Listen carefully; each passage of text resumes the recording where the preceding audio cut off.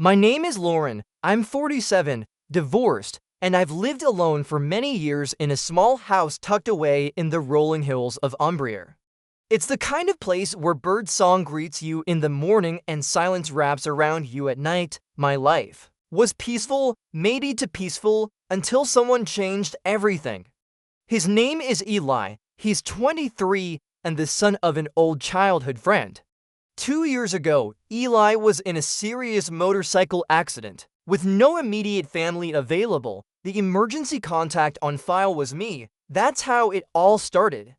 After leaving the hospital, he asked if he could stay with me temporarily.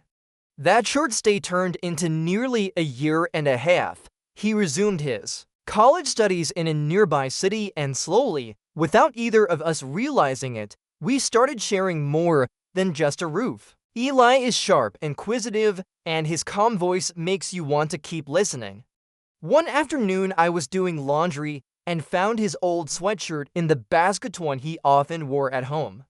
As I shook it out, a small key fell from the pocket. It was insignificant really, but for some reason that tiny object made me pause. He was everywhere in this house, in my routines, in my quiet moments. I stopped, not because of the key, but because of the realization sharing a space brings a closeness that's hard to ignore. Even without intention, certain thoughts sneak in. I told myself it was just loneliness speaking. I made some tea, stared out the window, and dismissed it as a fleeting emotion. But over the days that followed, I noticed how often our paths crossed. He'd wander into the kitchen barefoot, hair damp from the shower, casually chatting about his day. One evening while I was washing dishes, he handed me a towel. His hand brushed my shoulder just a second, but I froze. Sorry, didn't mean to startle you, he said with a warm smile. I smiled back. It's nothing, just lost in my thoughts. Inside though, something shifted, not desire exactly, something quieter, more unsettling, a growing awareness. Then one night it rained, a soft steady rain, no thunder, just a hush. The power flickered out. I lit candles. Eli came in a little wet holding a bag of chips. Still warm in here. Could I have some of your lemon tea, he asked. I nodded. We sat on opposite ends of the couch. A blanket was draped loosely between us. Like a silent border, outside, the rain tapped against the windows. We sat in quiet for a while. Do you think some things only happen when it's dark, he asked, still looking outside. Yes, I said after a pause. Darkness reveals what daylight hides. Another pause, then he asked quietly, have you ever found someone attractive when you knew you shouldn't? I didn't answer right away. His voice wasn't teasing, it was honest, vulnerable. Sometimes it's not the person that attracts us, I finally said, it's what they awaken inside. He nodded. The silence between us wasn't awkward, it was full of unspoken things. That night nothing happened, but something changed. The next morning he left the house quietly. Before closing the door, he looked back at me just a moment longer than usual.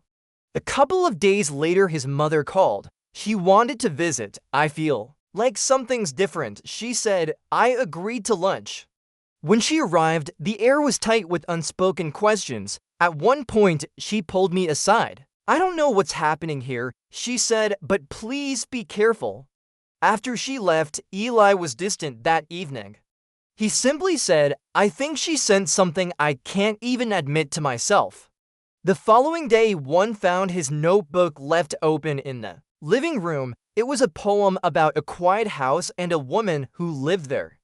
My hands trembled as I closed it. Later, I discovered a video on his phone not intended for me. He was speaking into the camera as if journaling. I don't know if what I feel is right or wrong, he said, but I know it's real. That night I couldn't sleep. I kept replaying his voice in my head, the weight of unspoken emotions, the delicate balance we had maintained, all of it was teetering. I made myself some tea and stood by the window. Rain again, as if the sky remembered. The next morning I packed a bag and left a note on the table. I'll be gone for a few days, don't worry. I stayed with my sister in Lyon. I told her everything. She listened without judgment, then said, Sometimes the greatest form of love is stepping back. While there, I tried to distract myself, but memories kept slipping in his laugh in the kitchen, the way he always poured my tea first, the poem. When I returned, the house was quiet. Eli was gone. He had left a note. "Thank you. I'll never forget this." I walked through the rooms slowly. Everything was in its place, but it all felt different, like I was living in the echo of something delicate and unfinished. Weeks passed, no messages, no visits.